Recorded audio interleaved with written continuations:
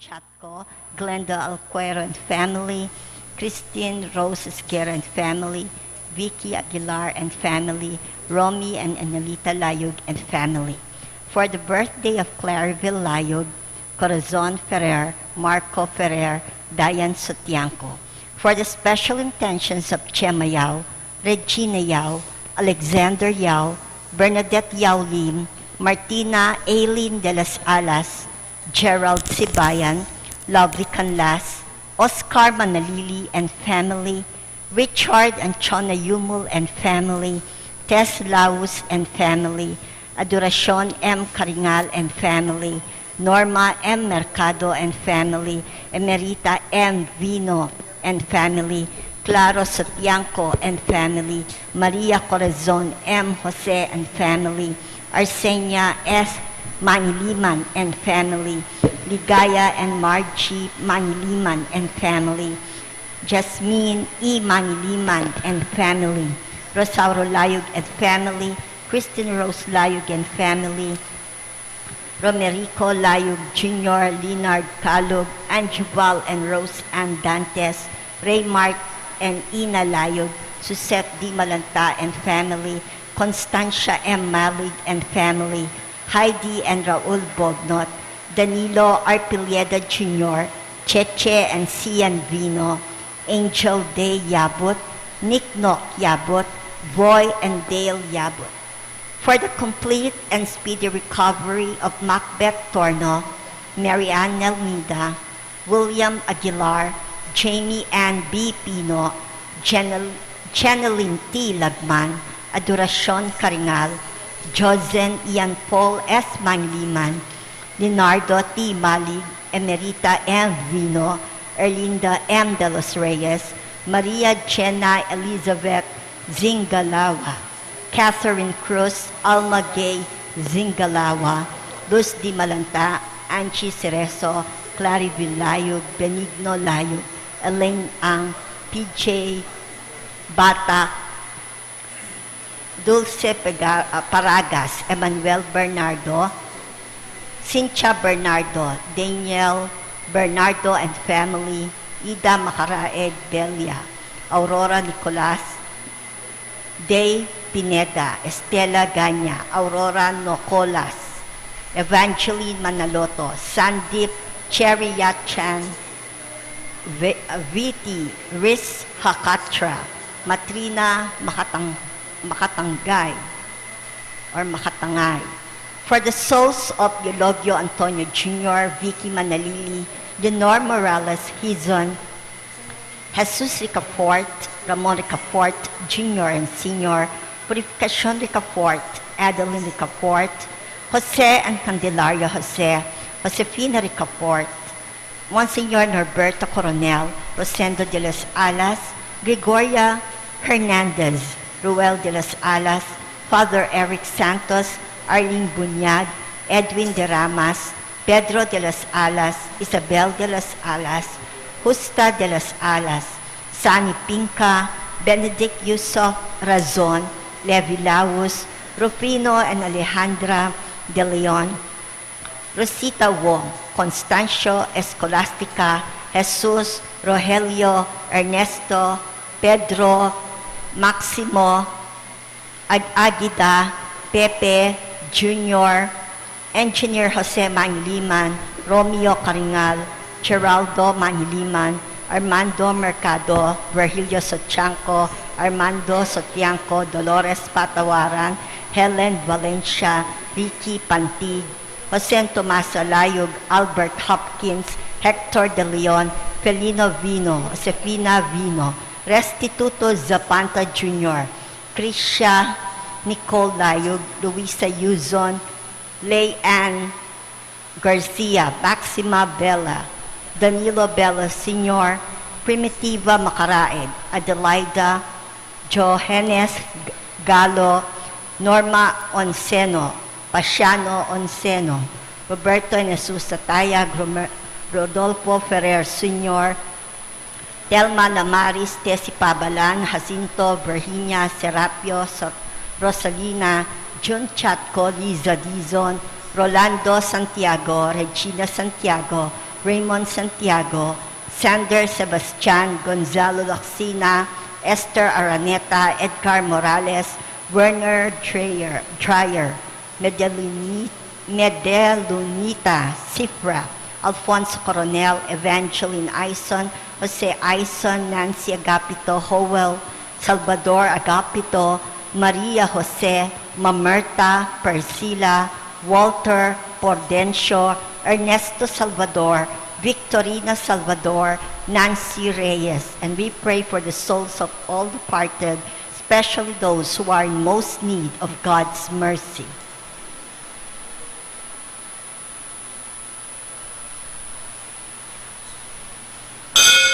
Our Mass presider is Reverend Father B.N.P. Castillo, MSc.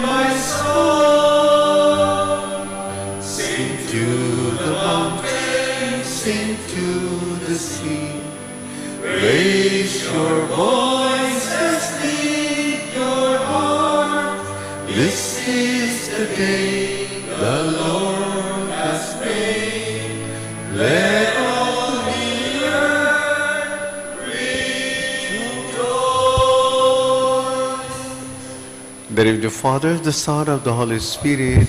Amen. The Lord be with you. And with your spirit. Good afternoon po sa lahat. Good afternoon po, Father. I'm Father Ben Roquero, not Father Bien Castil, ha? And so, we'll be thanking the Lord for the many graces we have received, and then we'll be also asking the intercession of Lady of Lords, also Apong Makalulu, to help us, especially for those who are sick and bedridden, those who are celebrating the birthdays and anniversaries today, also purgatory for the healing of each and every one of us, including our family trees. And now let's be sorry for the sins we have committed so as to prepare ourselves at these sacred mysteries.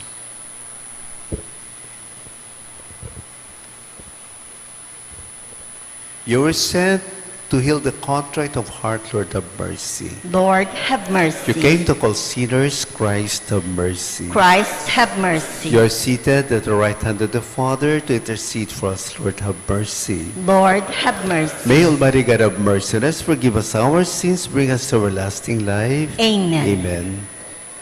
Let us pray.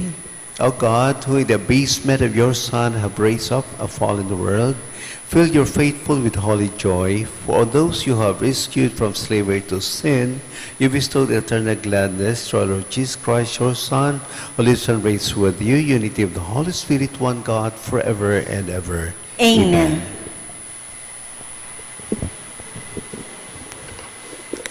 A reading from the book of Genesis. Israel set out with all that was his. When he arrived at Beersheba, he offered sacrifices to the God of his father Isaac. There, God, speaking to Israel in a vision by night, called, "Jacob, Jacob." He answered, "Here I am."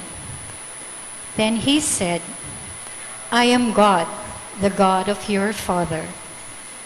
Do not be afraid to go down to Egypt, for there I will make you a great nation. Not only will I go down to Egypt with you, I will also bring you back here after Joseph has closed your eyes."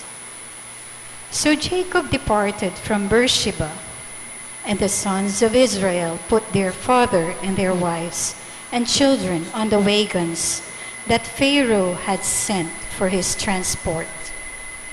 They took with them their livestock and the possessions they had acquired in the land of Canaan. Then Jacob and all his descendants migrated to Egypt.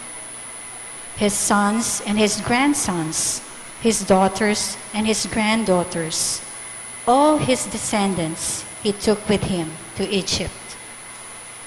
Israel had sent Judah ahead to Joseph so that he might meet him in Goshen.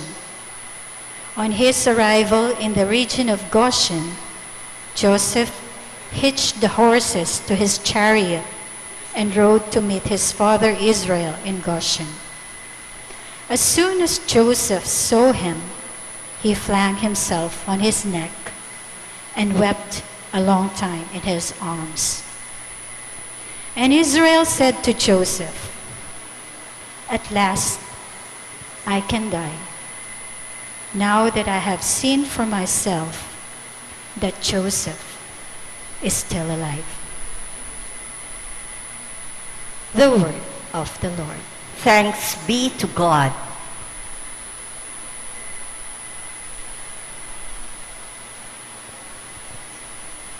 The salvation of the just comes from the Lord. The salvation of the just comes from the Lord. Trust in the Lord and do good, that you may dwell in the land and be fed in security. Take delight in the Lord, and he will grant you your heart's request. The salvation of the just comes from the Lord. The Lord watches over the lives of the wholehearted. Their inheritance lasts forever. They are not put to shame in an evil time. In days of famine, they have plenty. The salvation of the just comes from the Lord. Turn from evil and do good, that you may abide forever. For the Lord loves what is right and forsakes not his faithful ones. The salvation of the just comes from the Lord. The salvation of the just is from the Lord. He is their refuge in time of distress. And the Lord helps them and delivers them. He delivers them from the wicked and saves them, because they take refuge in him. The salvation of the just comes from the Lord. We honor the Holy Gospel.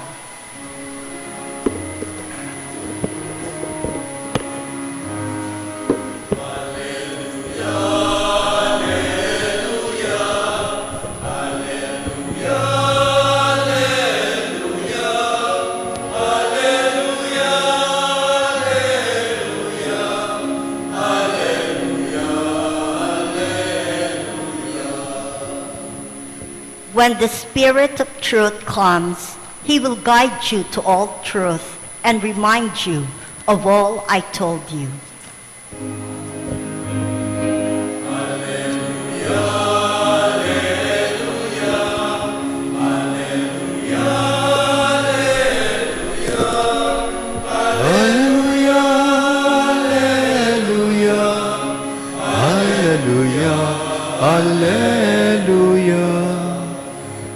The Lord be with you. And with your spirit. A reading from the Holy Gospel according to St. Matthew. Glory to you, O Lord.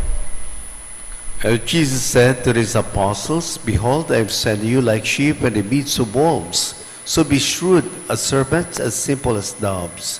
But beware of them, men, for they will hand you over to courts and scourge you in their synagogues. And you will be led before governors and kings for my sake, as a witness before them and the pagans. When they hand you over, do not worry about how you are to speak or what you are going to say. You will be given at that moment what you are to say. For it will not be you who speak, but the Spirit of your Father speaking through you. Brother will hand you brother to death, and the father his child. Children will rise up against parents and have them put to death. You'll be hated by all because of my name, but whoever endures to the end will be saved. When they persecute you in one town, flee to another. Amen, I say to you, you will not finish the towns of Israel before the Son of Man comes." My dear friends, the good news for our salvation. Praise to you, Lord Jesus Christ. Oy, may news ako sa inyo. No? Ano ba gusto niyo? Good news o bad news? Unahin muna natin yung bad news kasi parang bumabagyo no?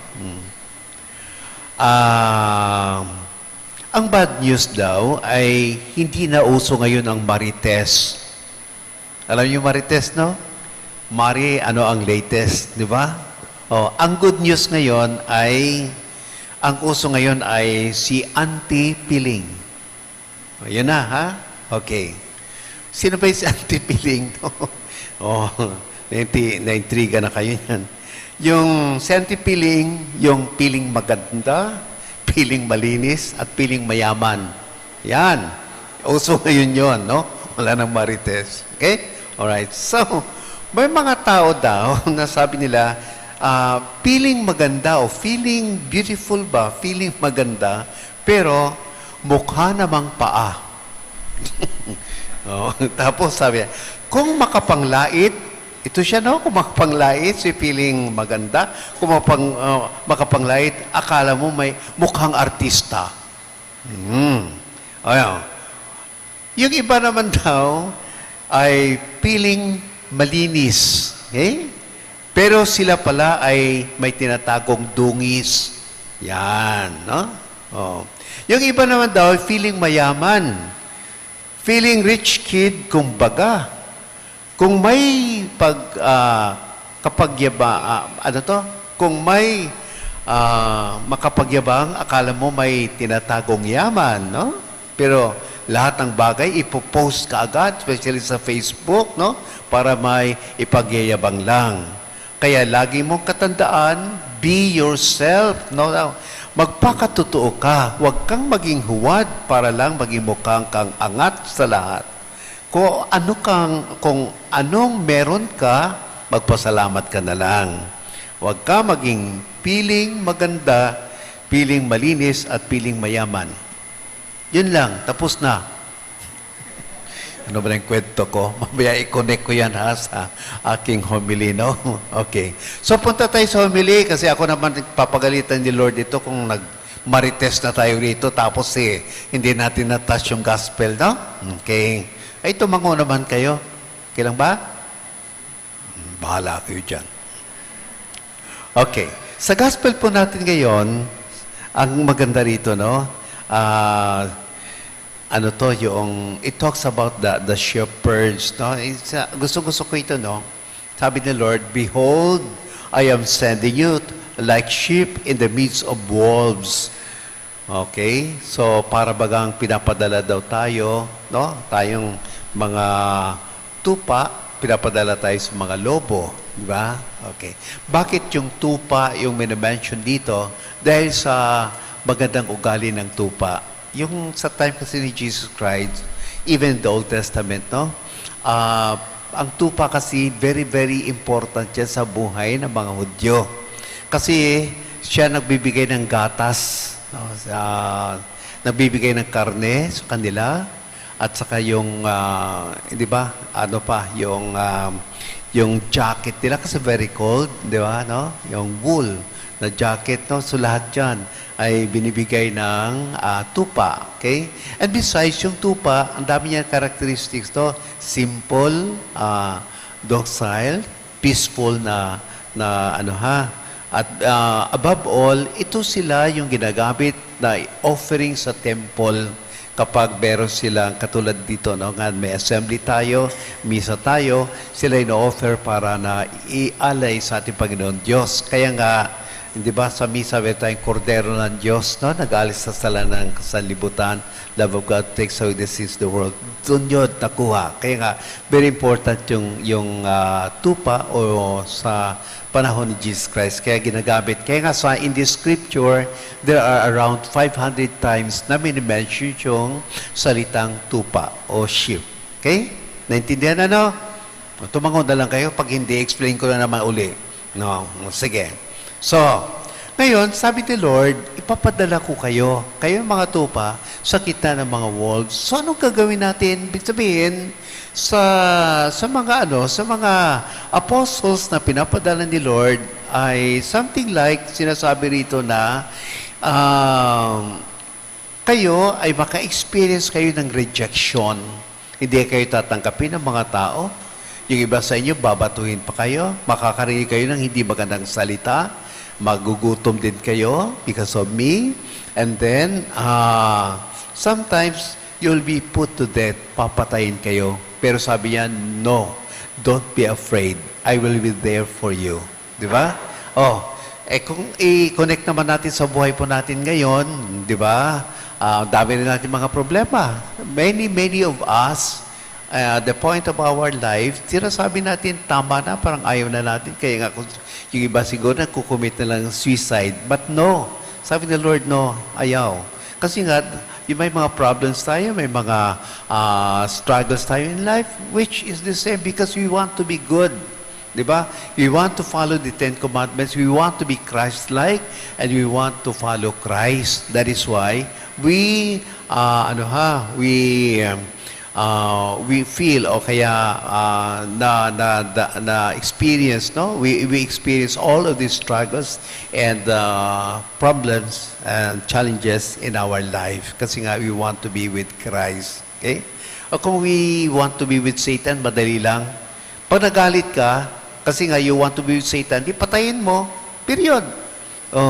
Pag wala kang makain, di nakawin mo. Period. Pero hindi. No? Kahit galit na galit tayo, ano sabi ni Lord? Love your enemies. And, siyempre, we have to do that. Kahit na gutom na tayo, gusto pa rin natin maging matino tayo. That's why, sige na lang, offer na lang natin yung fasting, sangsa, magnakaw tayo. Di ba? So, ganun yun. Ibig sabihin. So, yun mga trials natin. So, merong payo rito, ang ating Panginoon Diyos, 3 payo, no? Na anong gagawin natin kung ganyan ang nangyari sa atin? Una, He has us to be shrewd as serpents. Ang mga serpents kasi, alam yung serpents, equivalent yan sa ni Satanas, no? Di ba sa Genesis, ang ating first parents, they were tempted, no? Sino nag-tempt sa kanila? Itong serpent na ito. Sinabihan sila ni Lord na huwag niyo kainin yan, kainin niyo lahat, huwag lang yan. To test them, but then the serpent said, ay, bakit natatakot kayo? Marites nga eh. Bakit natatakot kayo doon? Nako. Ay, sabi niya lang yan. Baka malaman kung sino siya pag kinain niyo yon. Di ba? Intriga nga eh. Alright. Mari, what's the latest? Okay? So, yun. Pero sabi ni Lord, we must be wise. Kasi, kaya nag-story ako kanina dito, kasi ang dami-dami sa ating feeling maganda, feeling malinis, at feeling mayaman. Kung susuriin natin naman, hindi naman totoo. Di ba? So be careful. Kaya sinasabi ni Lord, be like as, be wise. Okay? Be wise. Mag-wise ka talaga sa mga anyo. Okay? External na mga anyo ng ating nakakasalamuha. Kasi nga, hindi lahat ng friends mo, kaibigan mo. Sila pa sometimes maging enemy mo rin. Hindi lahat ng enemies mo naman ay masama. Sometimes yung mga enemies mo, sila ay magtuturo sa'yo kung dapat anong gawin mo. Di ba? Tututo. So, ganyan yan. Second, no? Sabi niya, sa gitna daw ng mga ganyan mga problema natin, let's be simple as a dove. Simple lang. Be simple. Ibig sabihin, hold on to the truth. Kasi nga, magpapanggap ka mayaman, malalaman niya later on na hindi ka pala mayaman. Kaya dami na sa scam sa atin eh. Dahil yon, tagapapanggap. Okay? Na ganito, ganun. Sila, niwala naman tayo kaagad, no? Very simple lang tayo, no? Kung ano lang meron tayo, be contented with that. Basta as long as we not commit sin, they will just go on, with what God wants us to be. All right? And then the third one, He asked not to be worried about we are to speak because it will not be it will not be you who will speak, but the Spirit of the Father. Kuminsan, we will be brought to court. Di ba? Kuminsan, pinapahiya tayo, no? Binubuli tayo. Kuminsan basta nakabud lang tayo on the spot, no? Ay questionin na hindi natin alam Don't you worry for that. Just speak the truth. Just speak what is inside your heart. Because the truth will set us free. Di ba? Okay. Kaya nga, dami sa atin siguro, ang daming mga nasira o dahil ba'y naninira, etc. Dami rin sigurong naapektuhan tayo, yung ating dignidad, yung ating siguro pagkatao, no? But nevertheless, later on, it will be revealed na will come time, somewhere, somehow, there will be a time na talagang those things will be brought, no, to the truth, and the truth will always prevail. So don't you worry, no? So sa gospel natin ngayon, no matter how much we struggle, how much we experience those challenges in our lives, never give up and just keep on going lang, kasi the Lord is always there. Amen. Yan, tapos na. Tumayo na tayo, tapos na nga no?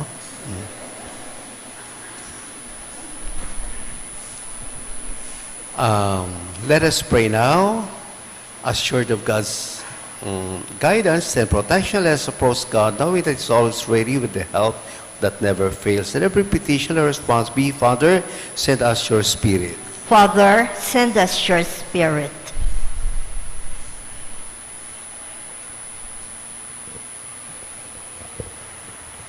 The church leaders may be determined and fearless in proclaiming God's message despite opposition.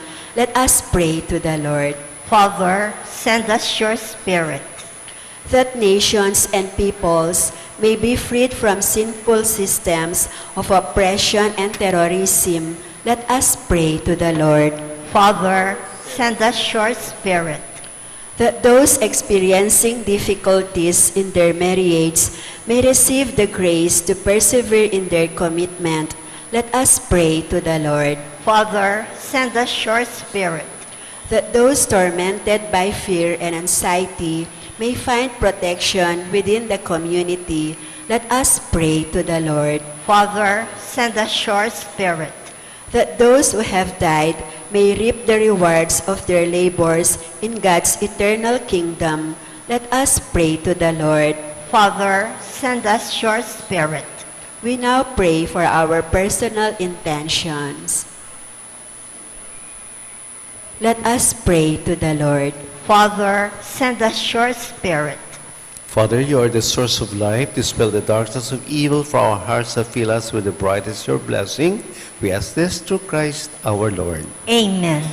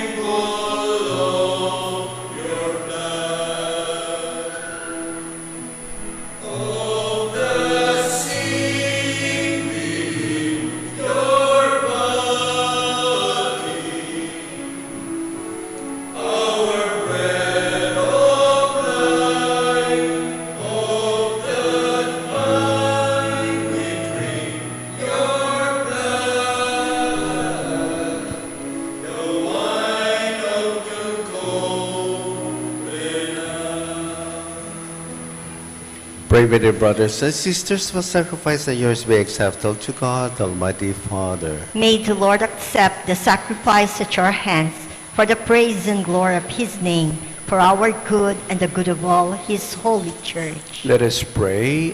O God, by this oblation dedicated to your name, purify us, and day by day bring our conduct closer to the life of heaven, through Christ our Lord. Amen. The Lord be with you. And with your spirit, Lift up your hearts. we'll lift them up to the Lord. Let us give thanks to the Lord our God. It is right and just. It is true, right, and just our duty, salvation, always, everywhere, to give you thanks, Lord, Holy Father, Almighty, eternal God.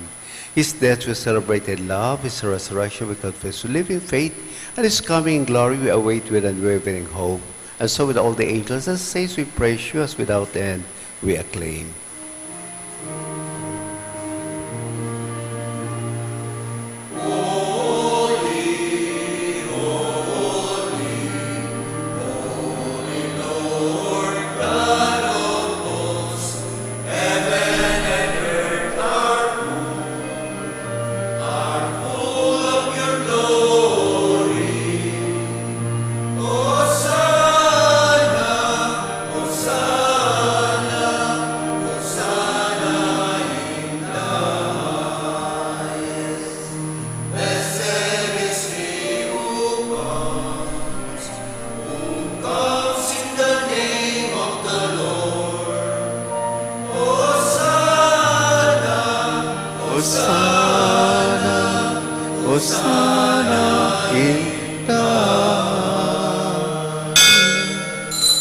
Your deed, Holy Lord, the fount of all holiness, make all therefore these gifts, we pray, bestow your Spirit upon them like a dewfall, so that they may become for us the body and the blood of our Lord Jesus Christ.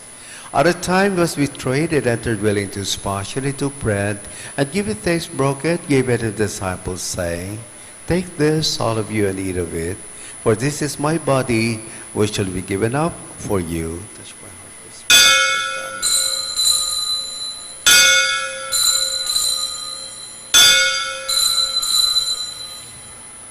Similar way, when supper was ended, he took the chalice once more, giving thanks. He gave it to his disciples, saying, Take this, all of you, and drink from it.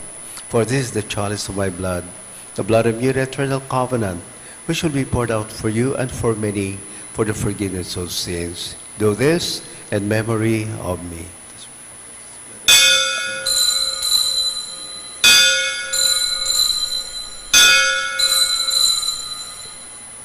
The mystery of faith.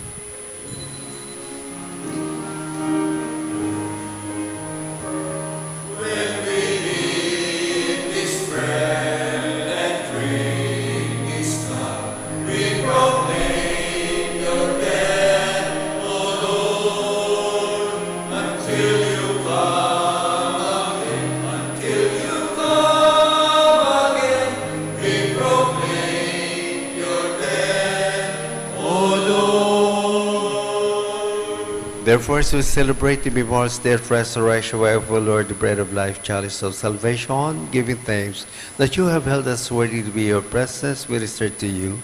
Humbly we pray that partaking of the body, blood of Christ, may be gathered into one by the Holy Spirit. Remember, Lord, your church spread throughout the world. Bring her to the fullness of charity. Together with Francis, our Pope, Lord, our Bishop, all the clergy. Remember also brothers and sisters who have fallen asleep in the hope of the resurrection, died in your mercy. Welcome them into the life of your face. Have mercy on us all, we pray, that with the Blessed Virgin Mary, the Mother of God, with the blessed apostles, all the saints who have pleased you throughout the ages, may merit to be co-heirs of eternal life, and praise and glorify you through your Son, Jesus Christ. Through him, with him, and in him, O God, Almighty Father, unity of the Holy Spirit, all glory and honor is yours forever and ever.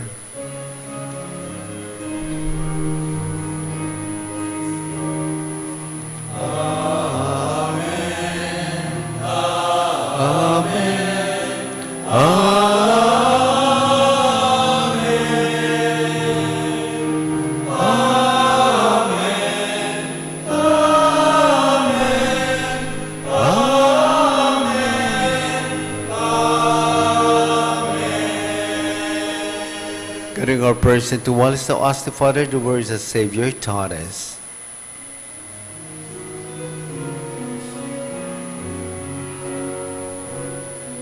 Ipami achumano isampanya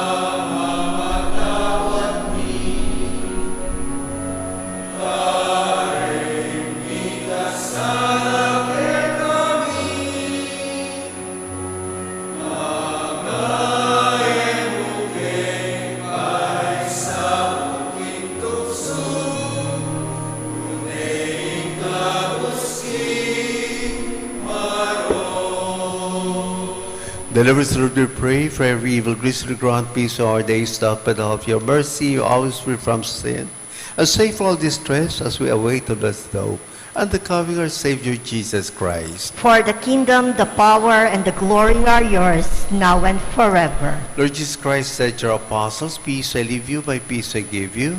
Look not of our sins, but the faith of your church. Graciously grant our peace, unity, and accordance to your will, who lives and reigns forever and ever. Amen. Peace to the Lord be with you always. And with your Let's offer spirit. silent sign of peace. Peace to everyone, peace to you, and peace to you.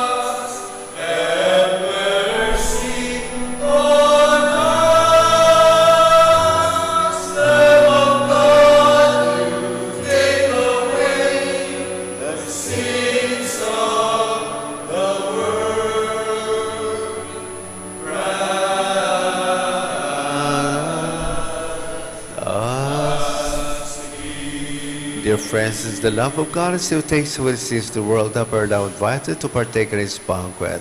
Lord, I am not Not worthy worthy that you should enter enter into under my my roof, roof, but only say the word, and my soul shall be May the healed. body and blood of Christ bring us everlasting life. Amen.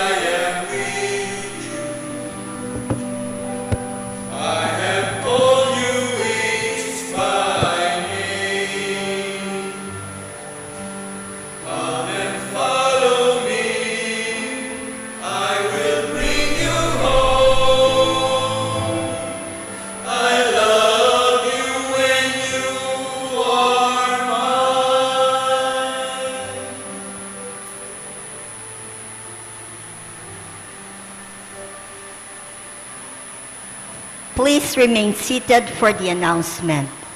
Nandito po ang mga kapatid natin ng mga taga San Roque Chapel, Kutkut, Angeles City, na nagtitinda ng raffle tickets para sa kanilang reconstruction ng kanilang chapel. Ang raffle draw ay magaganap po sa August 12 sa Kutkut Basketball Court. Mari kayong manalo ng bagong motorsiklo na may sidecar at iba pa pong premyo. Sana po ay masuportahan natin sila. Maraming salamat po. Please stand. Let us pray.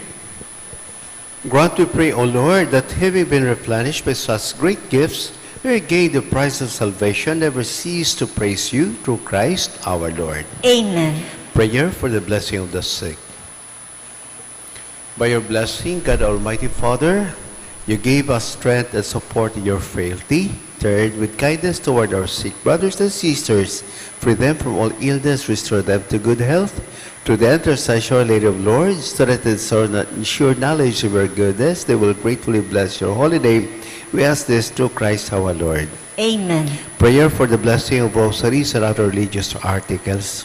In memory of the mysteries of life, death, resurrection of our Lord Jesus Christ, unto the honor, glory of the Blessed Virgin Mary, the Mother of Christ, Mother of the Church, Our Lady of Lords, may these rosaries, images, candles, and other religious articles be blessed and make holy in the name of the Father, and of the Son, of the Holy Spirit. Amen. Amen.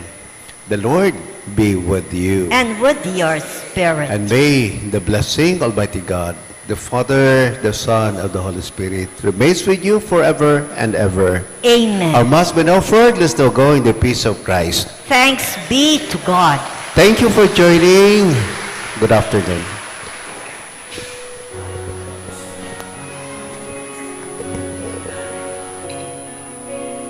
Yo